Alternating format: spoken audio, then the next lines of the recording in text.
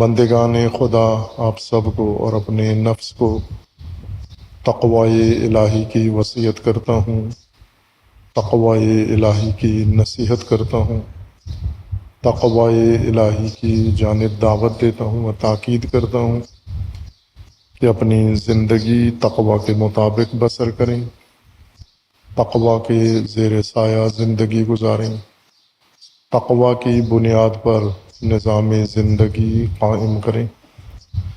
تقوی اللہ تبارک و تعالیٰ کی جانب سے انسانی حیات کی حفاظتی تدبیر ہے، اور اس محفوظ تدبیر اور حفاظتی تدبیر کے اندر انسان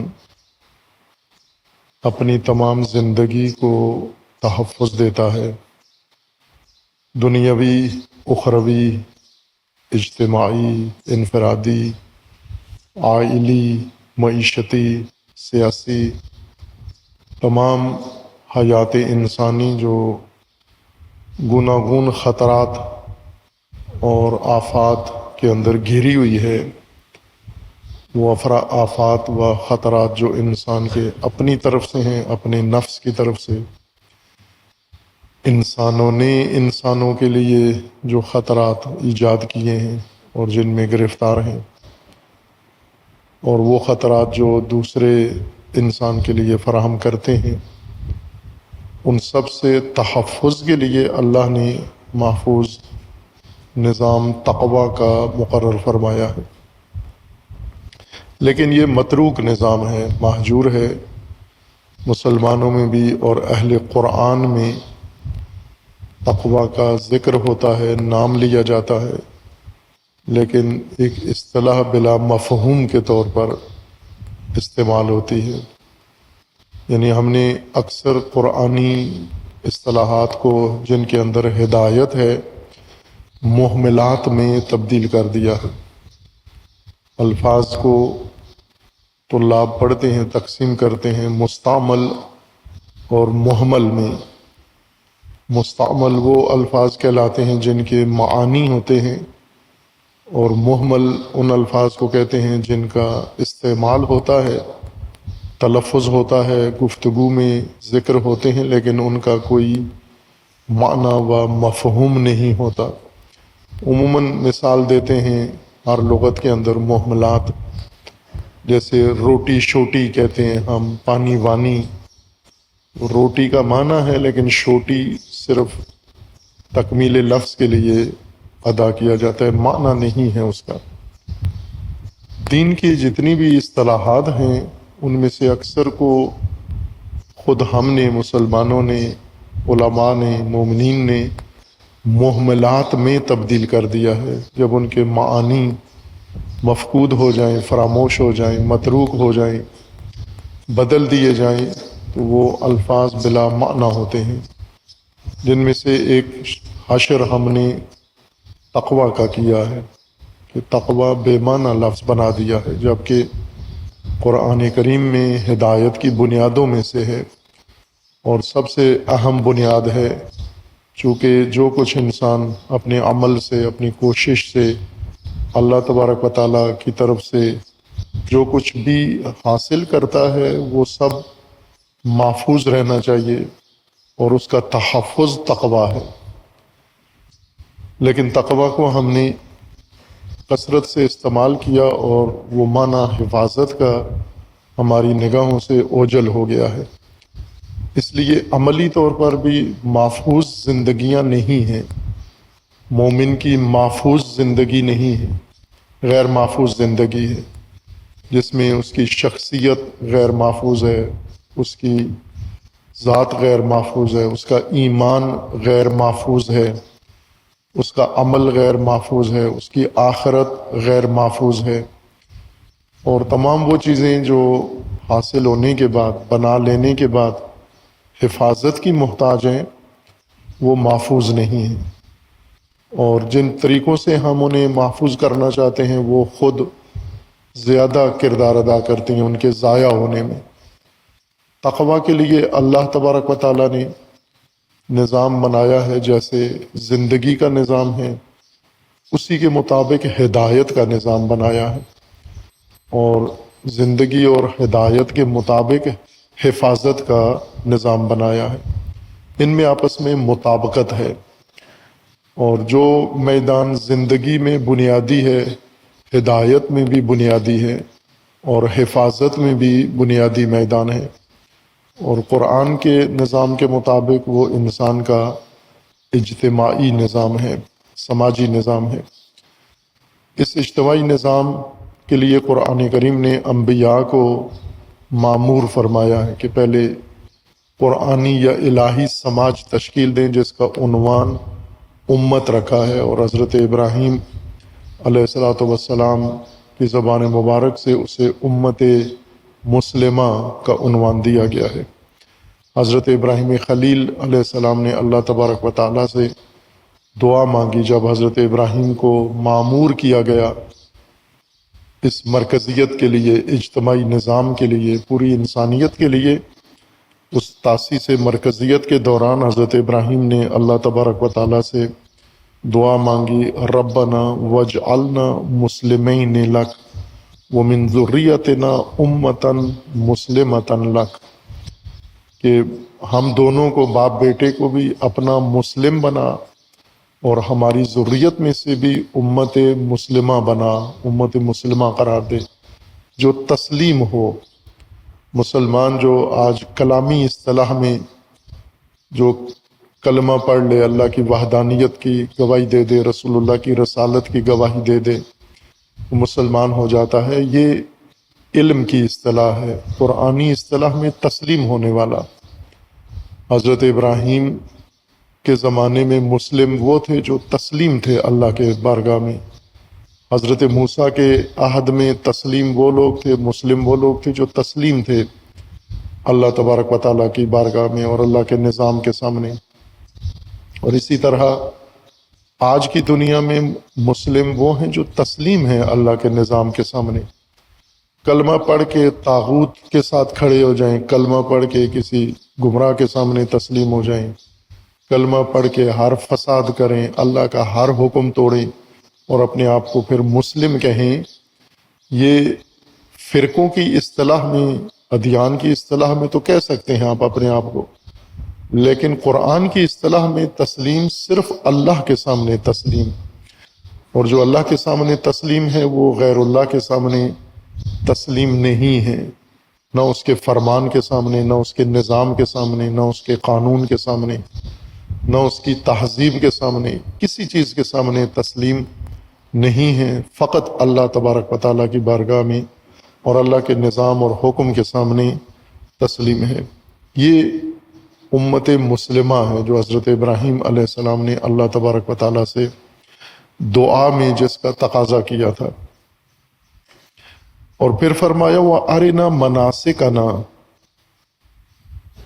دعا کا اگلا حصہ یا تیسری شق دعا کی یہ ہے، پہلی یہ تھی کہ ہم دونوں کو مسلم بنا، دوسرا ہماری ذریت میں سے امت مسلمہ بنا، اور تیسرا یہ ہے کہ وَأَرِنَا مَنَاسِكَنَا، ہمیں ہمارے مناسک دکھا، آرنا ہمیں دکھا، رویت کروا، ہم دیکھیں اپنے مناسک، منسک کی جمع مناسک ہے۔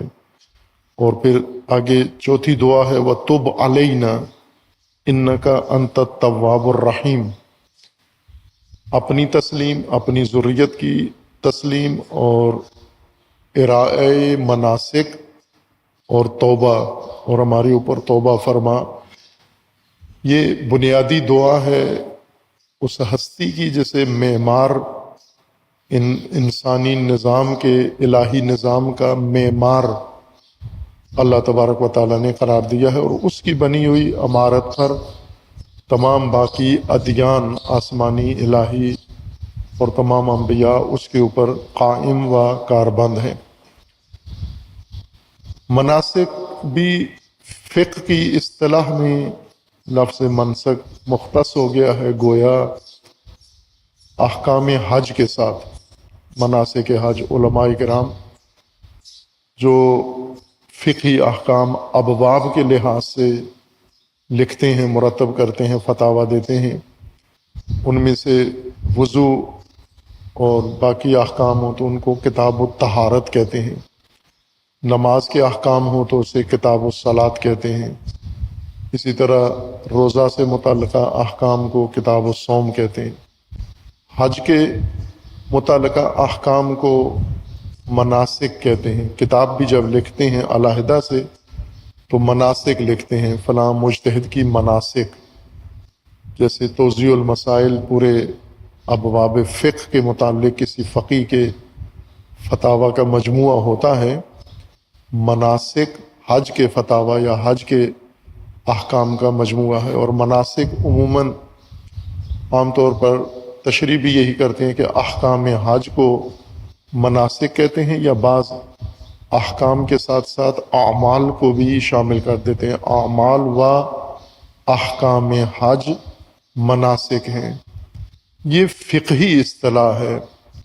قرآن کریم میں مناسک، عنوان مناسک کئی آیات میں استعمال ہوا ہے، منسک و مناسک، اور اس مادہ سے نکلے ہوئے دیگر الفاظ، اور قرآن کی باقی جو نظام ہدایت ہے انہی میں سے ایک اہم اصطلاح ہے مناسک۔ ممکن ہے مصداق کے طور پر اعمال و احکام ہی کو کہتے ہیں، لیکن قرآن میں احکام و اعمال حج کو منسک نہیں کہا گیا۔ اس آیت سے بھی شاہد گواہ پیش کیا جاتا ہے کہ چونکہ کعبہ تعمیر کیا حضرت ابراہیم نے، پھر اس کے بعد اپنے مسلم ہونے کی اور رہنے کی دعا مانگی، اپنی ذریت کے لیے دعا مانگی، اور پھر مناسک مانگے اللہ تبارک و تعالیٰ سے کہ ہمیں ہمارے مناسک بتا، تو حج کے احکام بتا، یعنی کعبہ بنا دیا ہے، اب آگے آپ فرمائیے کہ کرنا کیا ہے۔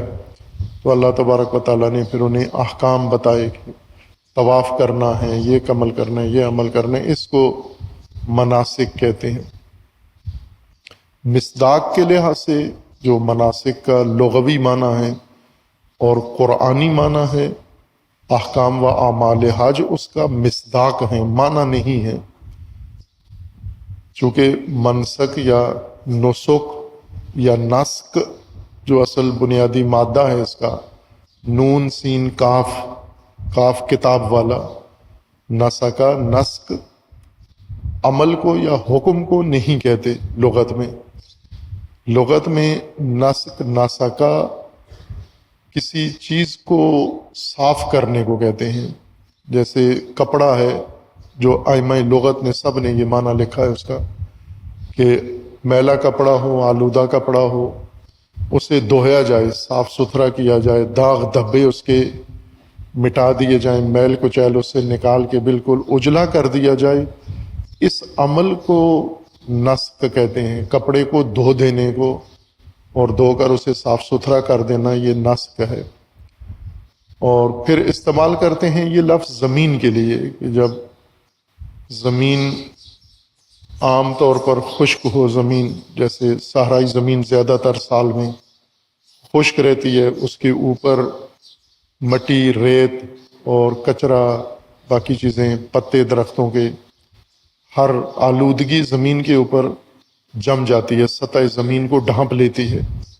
کئی جگہ ایسی ہیں جہاں پر زمین نظر ہی نہیں آتی، کچرا ہے زمین کے اوپر۔ بارش جب برستی ہے تو ایک کام خس و خاشاک کو دھو ڈالتی ہے، بہا کے لے جاتی ہے بارش، سیلابی تند بارش، اور زمین کا اصل چہرہ نیچے سے سامنے آ جاتا ہے۔ بارش کا ایک کام زمین کو دھونا بھی ہے۔ اس کو بھی تنسیق الارض یا نسق الارض کہتے ہیں کہ جب بارش کسی زمین کو دھو دے۔ اسی سے یہ لفظ استعمال ہونے لگا ہر اس کام کے لیے جو صفائی کر کے، دھلائی کر کے اور فالتو چیزیں ہٹا کر تیار کیا جائے کسی چیز کو، اسے نسق کہتے ہیں۔ غیر آمادہ جگہ کو آمادہ کرنا، جیسے متروکہ جگہیں ہوتی ہیں، ان میں کبھی کبھار کوئی اجتماع محفل مجلس کرنا ہوتی ہے تو اس وقت لوگ صفائی پہ لگ جاتے ہیں۔ وہ صفائیاں جو کسی کام کے لیے جگہ کو تیار کرنے کے لیے، جگہ کو آمادہ کرنے کے لیے جو صفائی ستھرائی کی جاتی ہے اس کو ناسک کہتے ہیں۔ اسی طرح کپڑے میلے کچیلے، ہر کپڑا دھونے کو نسک نہیں کہتے، وہ کپڑا جو آپ نے استعمال میں لانا ہے لیکن ابھی استعمال کے قابل نہیں ہے، اس کپڑے کو دھو کر استعمال کے قابل بنا دینا، اس کو نسک کہتے ہیں۔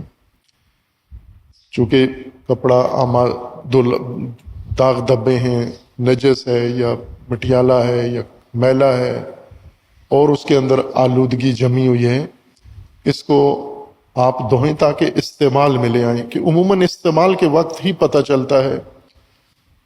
یہ جامعہ میں مختلف پروگرام ہوتے ہیں اور یہاں سامان بھی بقدر کافی موجود ہے، کافی سے بھی زیادہ موجود ہے سامان۔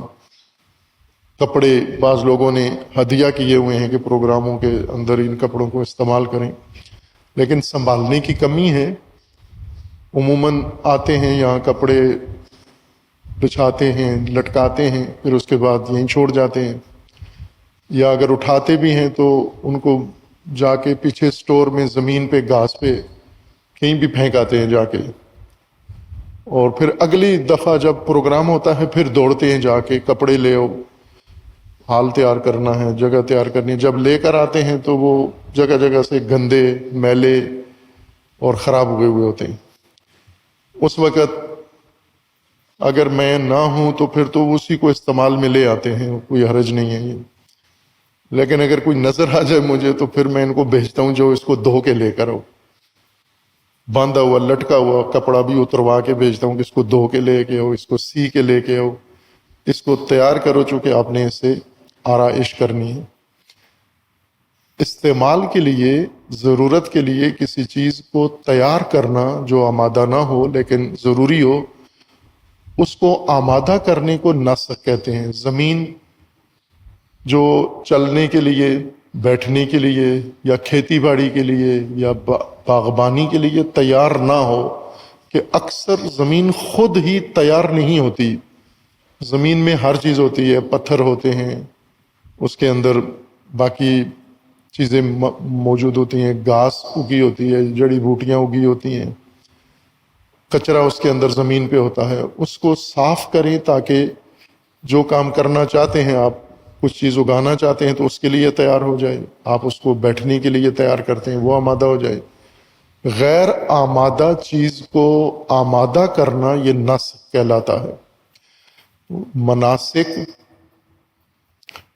کا مطلب ہوتا ہے وہ اعمال، وہ دستورات جو کسی بڑے کام سے پہلے، کسی بڑے ہدف کے لیے جو کام آپ کرنا چاہتے ہیں اس سے پہلے جو امور انجام دیتے ہیں تاکہ اس مطلوبہ ہدف کے لیے یہ تیار ہو جائے، ان اعمال کو مناسک کہتے ہیں۔ ان کاموں کو، وہ فعالیت، وہ تگ و دو، وہ کوشش جو آمادہ کرنے کے لیے اصل کام سے پہلے جو چیزیں آمادہ کرنی ہوتی ہیں، ان کاموں کو یا وظائف کو، ذمہ داریوں کو اصطلاح میں، لغت میں مناسک کہتے ہیں۔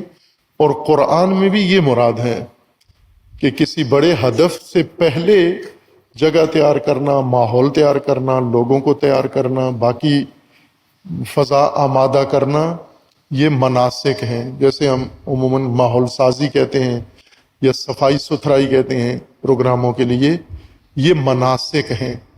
خود پروگرام مناسک نہیں ہیں، چونکہ جس کام کو آپ نے انجام دینا ہے، جیسے آپ نے اجتماع کرنا ہے، لوگ آ گئے، تقریریں شروع ہو گئیں، کھانا پینا شروع ہو گیا، یہ نہیں ہے مناسک۔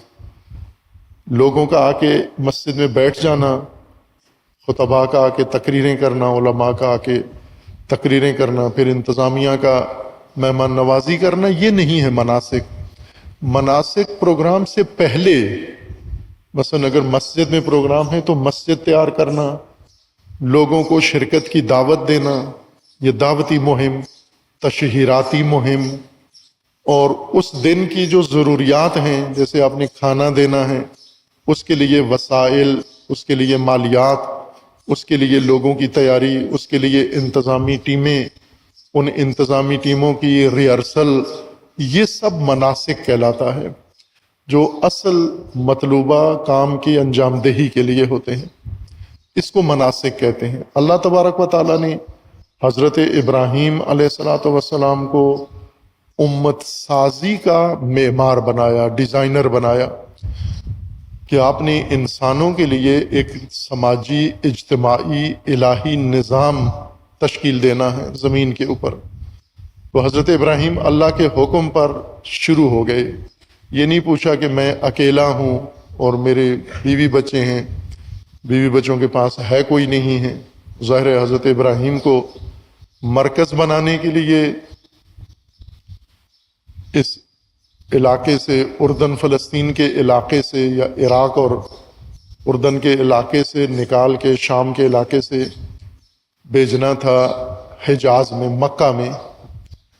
تو ظاہر حضرت ابراہیم کی ایک مجبوری، بیوی بچے ہیں، وہ بچہ بھی حسرت کا جو بڑے عرصے بعد ملا ہے 82 سال کی عمر میں، اور بیوی بچہ ہے، اب میں ان کا کفیل ہوں، سنبھالتا ہوں، کام بہت دور دے دیا۔ اس وقت جہاز نہیں تھے، ٹرینیں نہیں تھیں، بسیں نہیں تھیں، گاڑیاں نہیں تھیں، ذرا اونٹ تھے اور گھوڑے تھے، اور کوئی قافلہ بھی آنے جانے والا نہیں تھا۔ ایک بالکل متروکہ سرزمین، ناشناختہ سرزمین پر جائیں اور اپنی مجبوری ساتھ لے جائیں اپنی، چونکہ بیوی بچے ہیں تو ساتھ لے جائیں ان کو، آپ لے گئے ساتھ، وہاں جا کر نہ اپنے کھانے کے لیے کچھ ہے، نہ بچوں کے لیے کچھ ہے، لیکن چونکہ یہاں مرکز تاسیس کرنا ہے، جگہ آمادہ نہیں ہے، ایک ایسی سرزمین اللہ نے انتخاب کی جس کے اندر کوئی زمینی کشش نہیں ہے، کوئی انسانی کشش نہیں ہے، کوئی بھی وہاں نہ تفریح کے لیے جاتا ہے،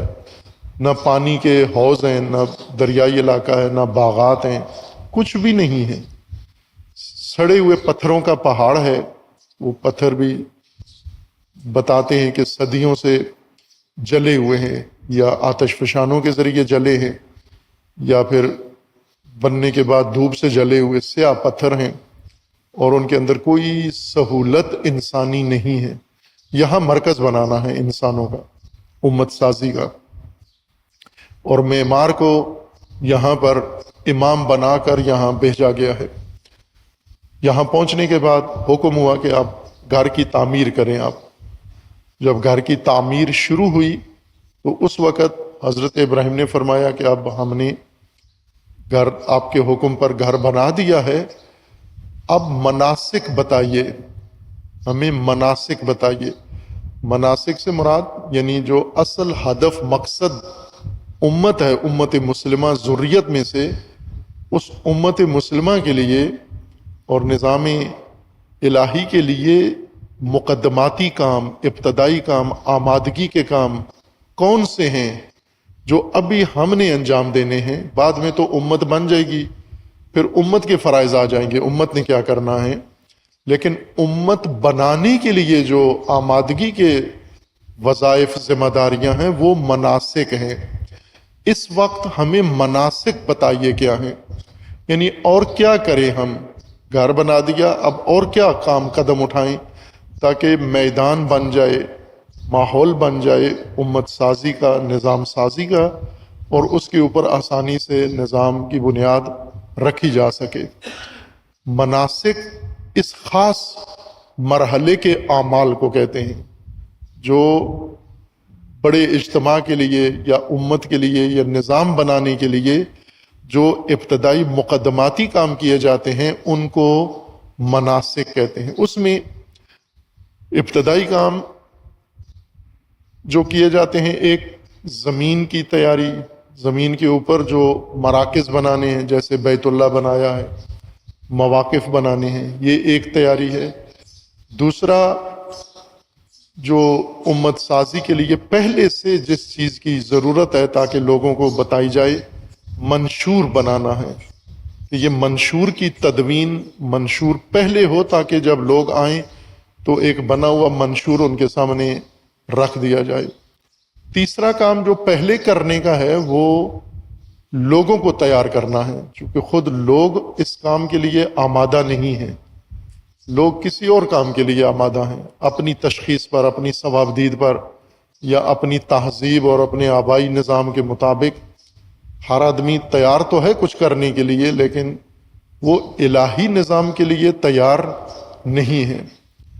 ان لوگوں کو آمادہ کرنا مناسک میں سے ہے، تاکہ اصل ہدف کے لیے، منصوبے کے لیے لوگ بھی تیار ہو جائیں، زمین بھی تیار ہو، منشور دستور آئین بھی تیار ہو، اور لوگ بھی تیار ہوں۔ یہ تینوں چیزیں باہم جب انجام پاتی ہیں، پھر امت سازی اور نظام سازی کی بنیاد بنتی ہے۔ مناسک بنیاد بنانا ہے، زمین ہموار کرنا ہے، میدان ہموار کرنا ہے، وہ تمام اعمال اس کے زمرے میں آ جاتے ہیں جو نظام کے لیے ماحول کو تیار کرتے ہیں۔ یہ اہم باب ہے، ارنا مناسکنا، لیکن بعض مناسک میں، دین شناسی میں، قرآن فہمی میں، جس طرح بہت سارے ابواب میں بات کچھ اور تھی لیکن لے گئے کسی اور طرف، ارباب معرفت یا ارباب فہم دین بعض کا رخ کسی اور طرف موڑ کے لے گئے۔ مناسک خود اعمال حج کو قرار دیا، جبکہ مناسک بنیادی آمادگی کے اعمال کو کہتے ہیں، جو ابتدا میں، شروع میں، آغاز میں کیے جاتے ہیں، پھر اصل میدان تیار کرنا ہوتا ہے مناسک کے ذریعے۔ مناسک جب میدان بنا دیں، پھر اس کے اندر دستور آتا ہے، فرائض واجبات اس کے بعد شروع ہوتے ہیں۔ امت کے فرائض بعد میں شروع ہوں گے، پہلے امت سازی کے فرائض پہلے مشخص و معین کیے جائیں۔ اس کے لیے حضرت ابراہیم علیہ الصلوۃ والسلام نے اللہ تبارک و تعالیٰ سے دستور مانگا ہے کہ ربنا واجعلنا مسلمین لک، ہمیں اپنے سامنے تسلیم ہی رکھنا۔ چونکہ جب انسان ایک ہدف شروع کرتا ہے جس کے بارے میں شروع میں، آغاز میں آگاہی زیادہ نہیں ہے، مثلا اللہ تبارک و تعالیٰ کا حکم ہے حضرت ابراہیم کو کہ آپ مکہ جائیں، وادی غیر ذی زرع میں جائیں، اب حضرت ابراہیم کے لیے واضح نہیں ہے کہ وہاں کیا کرنا ہے، اور جب انسان کے لیے زیادہ واضح نہ ہو تو شک پیدا ہوتا ہے، تردید پیدا ہوتی ہے، کیوں جائیں وہاں پر، کس لیے جائیں وہاں؟ جب یہ رسول اللہ صلی اللہ علیہ وآلہ وسلم، انبیاء کرام، جیسا حضرت موسیٰ کو اللہ تبارک و تعالیٰ نے حکم دیا کہ یہ کام کرو، تو حضرت موسیٰ کے ذہن میں ہمیشہ اس کام کے بارے میں یہ سوال اٹھتا تھا کہ اس کا فائدہ کیا ہوگا، اس کا نتیجہ کیا نکلے گا، یہ مقصد کیا، کیوں کریں یہ کام ہم؟ تو اللہ تبارک و تعالیٰ نے حضرت ابراہیم کے بجائے حضرت موسیٰ کو لمبی ٹریننگ کروائی، زیادہ سخت ٹریننگ کروائی، تاکہ حضرت موسیٰ میں یہ اطمینان پیدا ہو جائے کہ اللہ تبارک و تعالیٰ کی طرف سے جو حکم آیا ہے، اگر نہیں بھی سمجھ میں آیا تو اس کو ایمان کے ذریعے انجام دے دو، اللہ پر تو ایمان ہے آپ کا، اور یہ بھی پتہ ہے کہ یہ اللہ کا حکم ہے، تو بس اس کو انجام دے دو۔ اور اس کے لیے خصوصاً ایک کارگاہ حضرت موسیٰ کے لیے ان کاموں کو انجام دلوانے کی رکھی جو حضرت موسیٰ کی سمجھ سے باہر تھے۔ وہ 3 کام جو عبد صالح نے روایات کے مطابق حضرت خضر نے کروائے حضرت موسیٰ سے، یا حضرت موسیٰ کے سامنے حضرت خضر نے انجام دیے، ساتھ رکھا، وہ تینوں ایک ہی نوعیت کے کام تھے، ایسے کام جن کا انجام اور جن کا بنیاد حضرت موسیٰ پر واضح نہیں تھی۔ تو حضرت موسیٰ تینوں جگہ بول پڑے، شرط توڑ دی، اور وہیں سے انہوں نے ان کو نکال دیا اپنی کلاس سے کہ آپ صبر کرنے والے، استقامت دکھانے والے نہیں ہیں۔ ایک کام یہ تھا کہ ایک کشتی تھی، اس کشتی کا سوراخ کر دیا، اور ایک بچہ تھا بے قصور، بے گناہ بظاہر، اس کو مار دیا بغیر کسی جرم کے۔ اور تیسرا کام یہ کیا کہ مخالفین کی دیوار تعمیر کر دی۔ وہ مخالفین جن سے انہوں نے پانی مانگا انہوں نے پانی نہیں دیا، کھانا مانگا انہوں نے کھانا نہیں دیا۔ کھانا مفت میں نہیں مانگا، پیسوں کا مانگا. جیسے ہوٹل میں جاتے ہیں، ڈھابے پہ جا کے جی کھانا دیں، تو انہوں نے کہا آپ کے لیے نہیں ہے کھانا. تو انہی کو جنہوں نے کھانا دیا، پانی نہیں دیا، کچھ بھی نہیں دیا، عزت احترام نہیں کیا، ان کی گرتی دیوار کو تعمیر کر دیا. حضرت موسیٰ کو تینوں چیزیں سمجھ میں نہیں آئیں اور تینوں جگہ اعتراض کیا، اور پھر وہیں سے خاتمہ ہو گیا. جبکہ حضرت ابراہیم علیہ السلام کی زندگی میں ایسا کوئی ماجرا نہیں ہے کہ حضرت ابراہیم سے بھی اللہ نے ایسے ہی کام کروائے جن کا انجام حضرت ابراہیم کو معلوم نہیں ہے، لیکن تسلیم ہے، مسلم ہیں. تسلیم، موسیٰ کو تسلیم کرنے کے لیے، مسلم کرنے کے لیے یہ سخت راستہ نکالا. لیکن حضرت ابراہیم پہلے سے اللہ تبارک و تعالیٰ سے یہی چیز مانگ رہے ہیں کہ یہ نہ ہو کہ راستے میں کوئی چیز جو مجھے سمجھ میں نہ آئے میں اس کو انکار کر دوں، رد کر دوں، ارادہ بدل دوں. اکثر ایسے ہوتا ہے، جو چیز سمجھ میں نہیں آتی انسان اسے چھوڑ دیتا ہے کہ یہ ہمیں تو سمجھ میں نہیں آتی. کہہ بھی دیتے ہیں بعض، ہمیں تو سمجھ میں نہیں آتی. بلکہ یہ ان دنوں میں ہم نے اپنے کارکنان کے لیے کئی دفعہ میں نے یہ مثال دی ہے کہ رسول اللہ صلی اللہ علیہ وآلہ وسلم نے ایک بہت ہی دشوار مرحلہ طے کیا. وہ دشوار مرحلہ یہ تھا کہ امت مسلمہ بنائی رسول اللہ نے، تسلیم ہونے والے کی، جو صرف تسلیم ہو.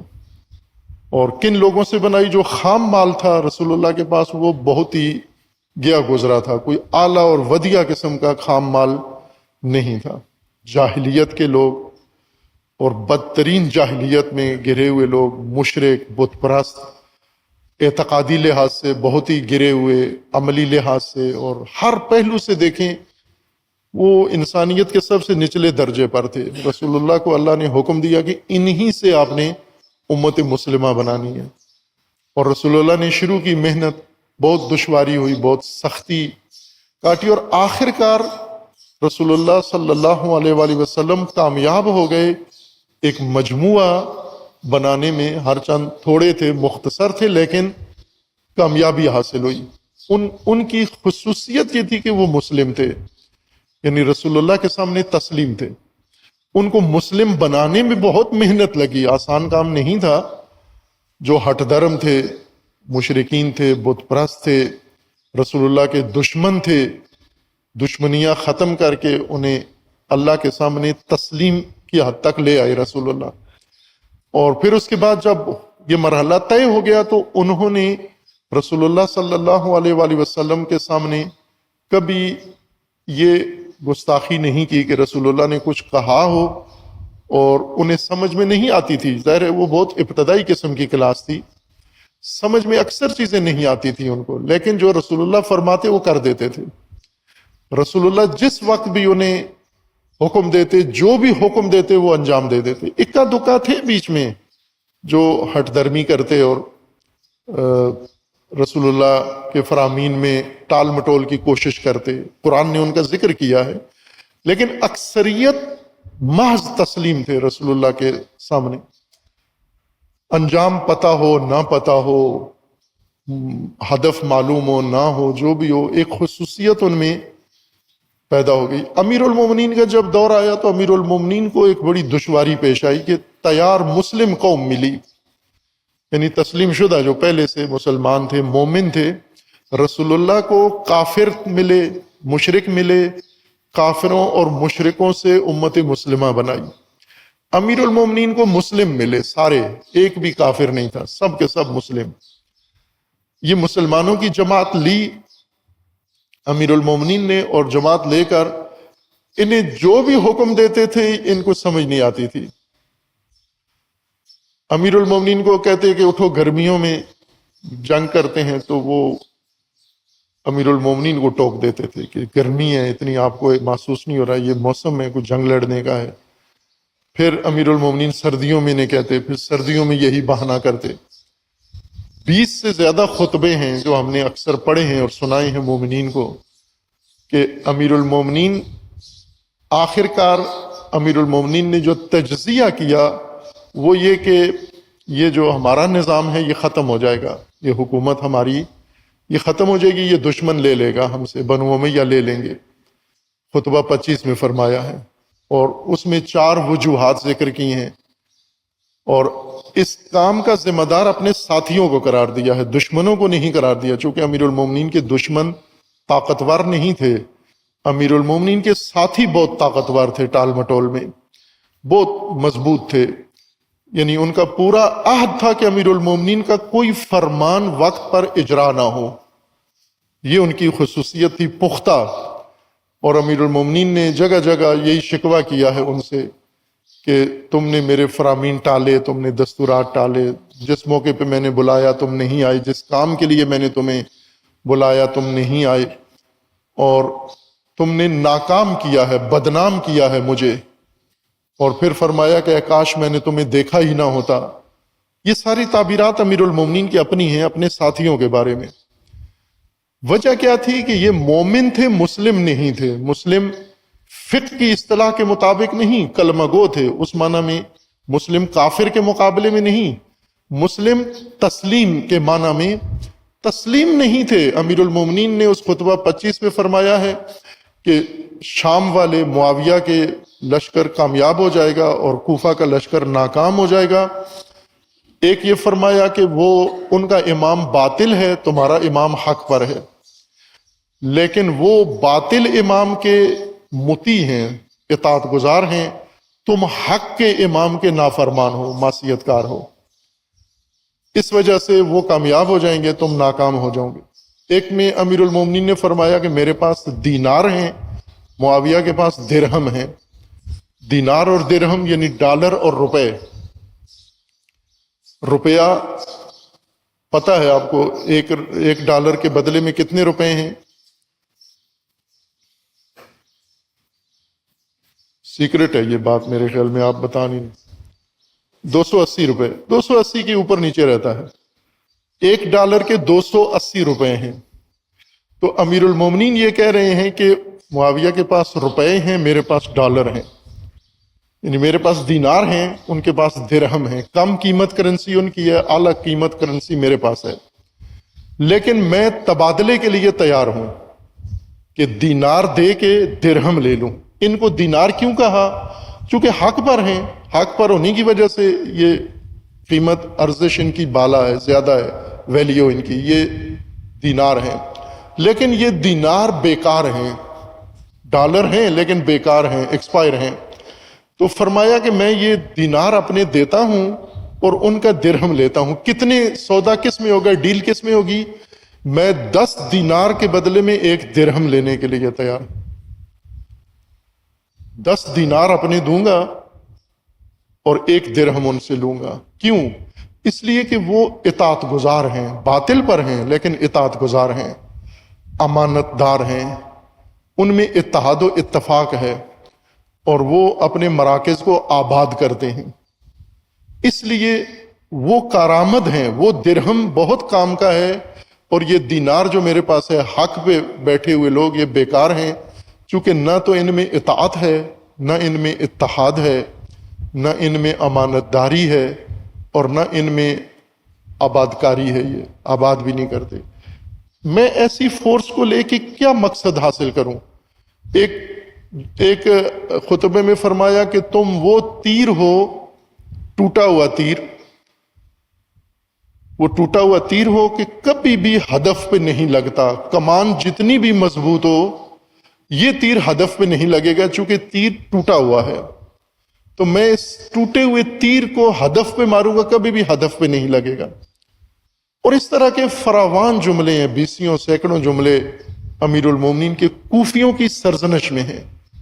ان کے اندر بڑی خصوصیت یہ تھی کہ وہ امیر المومنین کے مطابق چلتے نہیں تھے، یعنی جب وقت آتا ہے مناسک کا وہ تابع نہیں تھے، اطاعت گزار نہیں تھے، مناسک سمجھتے نہیں تھے اور مناسک انجام نہیں دیتے تھے، وقت ضائع کرتے تھے۔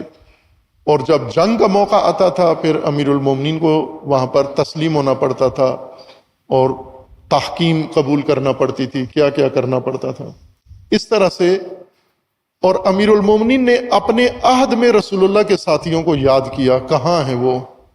باقاعدہ الفاظ کے ساتھ۔ کہاں ہیں وہ اصحاب رسول کہ جن کو جب بلایا جاتا تھا تو نہ رات دیکھتے تھے، نہ دن دیکھتے تھے، نہ سردی دیکھتے تھے، نہ گرمی دیکھتے تھے، نہ بھوک دیکھتے تھے، نہ پیاس دیکھتے تھے، جس حالت میں ہوں، پاہ برہنہ ہوں، جیسے بھی ہوں، وہ میدان میں نکل آتے تھے۔ یعنی تسلیم، جو تسلیم ہو، لیکن جو تسلیم نہ ہو بلکہ صاحب رائے ہو، خود اپنی رائے، اپنی صوابدید، اپنی تشخیص رکھتا ہے کہ یہ جو امیر المومنین نے فیصلہ کیا ہے یہ تو ٹھیک نہیں لگتا ہمیں، موسمی لحاظ سے ٹھیک نہیں ہے، تاریخ اس کی صحیح نہیں رکھی گئی ہے، فلاں کام امیر المومنین نے صحیح نہیں کیا، لہذا ہمیں تو سمجھ میں نہیں آتا کہ یہ امیر المومنین کرنا کیا چاہتے ہیں، کرتے کیا ہیں۔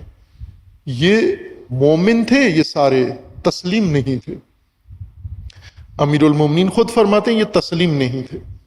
اور اگر کوئی اللہ کے سامنے، اللہ کے حکم کے سامنے، اللہ کے نظام کے سامنے تسلیم نہ ہو، خود مجتہد بن گیا ہو، خود صاحب رائے بن گیا ہو، خود دین میں ایک شناخت پیدا ہو گئی ہو، امیر المومنین کے فرامین میں کیڑے نکالتا ہو، مین میخ نکالتا ہو، تشخیص دیتا ہو، اس قوم کے ذریعے حق پر ہوتے ہوئے بھی کوئی کام نہیں کیا جا سکتا۔ تسلیم جو ہوں، تو جو اللہ کے نظام کے سامنے، جو رسول اللہ کے سامنے، جو ائمہ کے سامنے تسلیم ہوں۔ اور یہ سب سے بڑی بات ہے کہ تاریخ بھر میں اگر ہم دیکھیں ائمہ اطہار علیہ السلام، ابھی ہم زمانہ غیبت میں ہیں، زمانہ غیبت میں اگر مشکلات ہیں تو اس کی وجہ کہہ سکتے ہیں آپ کے امام نہیں ہیں، امام معصوم نہیں ہیں، لیکن یہ ایک دور ایسا ہے جس میں امام معصوم نہیں ہے، باقی تمام آثار میں تو امام معصوم موجود تھے۔ 12ویں امام پردہ غیبت میں، 11ویں امام تو پردہ غیبت میں نہیں تھے، 10ویں امام تو پردہ غیبت میں نہیں تھے، 9ویں امام تو پردہ غیبت میں نہیں تھے، 8ویں امام، 7ویں امام، 5ویں امام، سارے پہلے امام سے لے کر 11ویں امام تک یہ تو پردہ غیبت میں نہیں تھے۔ تو ان کے زمانے میں کیا ہوا؟ یہ کیوں زندانوں میں رہے؟ یہ کیوں گھروں میں محصور رہے؟ یہ کیوں خانہ نشین رہے؟ ان کے اوپر کیوں ظلم و ستم ہوا؟ یہ کیوں نظام قائم نہیں کر پائے؟ یہ اہم نقطہ ہمارے سمجھنے کا ہے، چونکہ ائمہ کے زمانے میں جو ان کو لوگ ملے تھے وہ عالم فاضل سارے تھے، تسلیم نہیں تھے، امامت کے سامنے، امام کے سامنے تسلیم نہیں تھے، مسلم نہیں تھے۔ تسلیم ہوں امر الہی کے سامنے، امر رہبر کے سامنے، پھر میدان اللہ ان کو دیتا ہے، لیکن جو تسلیم ہی نہ ہو۔ حضرت ابراہیم کیوں اصرار کر رہے ہیں تسلیم ہونے پر؟ اجعلنا مسلمین لک، ہم دونوں کو تسلیم رکھ، یہ نہ ہو کہ بیچ میں ہم صاحب نظر ہو جائیں، تشخیص دیں پہاڑوں میں کس نے آنا ہے۔ اگر ہمیں حکم ہوتا کہ جو اس قسم کی جگہ پہ جا کے کوئی کام کرو تو ہم کیا کہیں گے؟ ادھر کس نے آنا ہے؟ دماغ خراب ہو گیا ہے، یہاں بنائیں آ کر، ہم یہاں بھلا کوئی آئے گا۔ لیکن جو تسلیم ہو اسے پتہ ہے جس کا حکم ہے اسے انجام پتہ ہے، مجھے نہیں معلوم لیکن اسے تو پتہ ہے۔ لہذا حضرت ابراہیم نے ہر وہ دستور بجا لائے، عمل کیا جس کا اللہ نے حکم دیا تھا، کسی ایک میں بھی تردید ظاہر نہیں کی۔ اب جب کہ جو کام کروایا جا رہا ہے وہ زیادہ قابل فکر ہے کہ خالی سرزمین ہے جہاں بندہ بشر نہیں ہے، راستے نہیں ہے، آنا جانا نہیں ہے، باغات نہیں ہے، تجارت نہیں ہے، کچھ بھی نہیں ہے، ان سنگلاخ پہاڑوں میں مرکز بناؤ، ادھر کون آئے گا، کب آئے گا، یہ نہیں ذہن میں۔ ہمارے ذہن میں یہ سارے سوال اٹھتے ہیں۔ اس لیے امیر المومنین کو اپنے صاحب نظر ساتھیوں نے ناکام کیا، چونکہ نظریہ رکھتے تھے، اپنی صوابدید و تشخیص تھی ان کی، ہر معاملے میں ان کی تشخیص تھی، اور امیر المومنین سے ہمیشہ الٹ تشخیص دیتے تھے۔ اس وجہ سے امیر المومنین نے پناہ مانگی اللہ سے کہ ان کے شر سے مجھے بچا، انہوں نے مجھے تھکا دیا ہے، میں نے انہیں تھکا دیا ہے، میں ان سے بیزار ہوں، یہ مجھ سے بیزار ہیں۔ یہ آخری انجام تھا امیر المومنین کا۔ جب کسی امام کو ایسے لوگ مل جائیں جو اس کے سامنے تسلیم نہ ہوں، یہ سب سے بڑا امتحان ہے اس کا، جو تسلیم نہ ہو اس کے سامنے۔ اور وہ جو تسلیم ہو بے شک باطل پر ہو، لیکن اس کے سامنے جو لوگ ہیں اس کے ساتھ وہ تسلیم ہوں، وہ دنیا تسخیر کر لیتا ہے۔ ہمیں کئی ایسے تاریخ میں واقعات ملتے ہیں جنہوں نے چنگیز خان نے دنیا تسخیر کر دی، اسکندر نے دنیا تسخیر کر لی، نیپولین نے دنیا تسخیر کر لی، لیکن ائمہ اطہار کے زمانے میں مدینہ نہیں تسخیر ہوا، بغداد نہیں تسخیر ہوا۔ ابھی بھی آپ دیکھیں، ابھی عراق میں حکومت تشکیل پائی ہے، ٹرمپ نے وزیر اعظم نامزد کیا ہے۔ عراقی پارٹیوں نے، عراقی عوام نے نوری مالکی کو کہا کہ اکثریت ان کی ہے اور یہ شناختہ شدہ شخصیت ہے، یہ وزیر اعظم بنے۔ ٹرمپ نے کہا کہ نہیں بن سکتا چونکہ یہ ایران نواز ہے یہ شخص، لہذا جو امریکہ ٹرمپ جس کو کہے گا وہ وزیر اعظم بنے گا، اور وہی بنا عراق کے اندر۔ مومنین ہیں، علماء ہیں، قیادت ہے، شیعہ ہیں، سنی ہیں، بڑے بڑے دعوے دار ہیں، لیکن وزیر اعظم ٹرمپ نے نامزد کیا جس نے ابھی حکومت بنا لی، چونکہ عراقی تسلیم نہیں ہے، مومن ہیں، سب کچھ ہیں، عالم فاضل ہیں، تسلیم نہیں۔ امت مسلمہ بنے، اور امت مسلمہ پھر کیا کرے جب تسلیم لوگ آ جائیں؟ کیا کرے؟ مناسک یعنی ذمہ داریاں، وہ بنیادی ذمہ داریاں جس سے نظام الہی کے لیے میدان ہموار ہوتا ہے، وہ مناسک ہیں۔ امت مسلمہ اب تسبیح لوٹے لے کے نہ شروع ہو جائے جھومنا گھومنا، تسبیح پھیرنا نہیں ہے۔ امت مسلمہ مناسک کے لیے تیار ہو۔ مناسک کیا ہیں؟ وہ آمادہ سازی یا آمادگی کے کام جس سے امامت کے نظام کے لیے، توحیدی نظام کے لیے زمین ہموار ہوگی، لوگ ہموار ہوں گے، وہ سارے کام مناسک ہیں۔ تو فرمایا کہ اب ہم نے کعبہ بنا دیا، ہمیں مسلم بنا، اور ہمیں مناسک دکھا، نہ کہ بتا، دکھا، مناسک دکھا ہمارے، تاکہ وہ مناسک ہم انجام دیں۔ اور پھر حضرت ابراہیم نے وہ مناسک بجا لائے، اور آج کعبہ کی رونق اور حرم کی رونق، یہ سب اس وقت ہے کہ حضرت ابراہیم نے مناسک میں تردید کوتاہی نہیں کی۔ اور یہ مرحلہ ہر قوم کے لیے مناسک کا مرحلہ آتا ہے۔ مناسک ترک کرتے ہیں، دعاؤں سے امامت کا نظام قائم کرنے کی کوشش کرتے ہیں، آرزوؤں سے وہ نہیں ہوتا، پھر طاغوت کی پناہ میں چلے جاتے ہیں۔ مناسک ترک کرتے ہیں، بنیادی ذمہ داریاں، امت سازی کی، نظام سازی کی بنیادی ذمہ داریوں کو قرآن کی اصطلاح میں مناسک کہا جاتا ہے۔ یہ مناسک ہی ہمارے فہم دین میں گم ہو گئے ہیں، اور ان کی جگہ پر ہمیں باقی وظائف مل گئے ہیں، اور وہ وظائف جنت تک پہنچنے کے لیے مناسک چھوڑ کے، بنیادی کام چھوڑ کے باقی سرسری کام ہیں۔ اللہ تبارک و تعالی ہم سب کو صحیح فہم دین و قرآن عطا فرمائے، اللہ تبارک و تعالی۔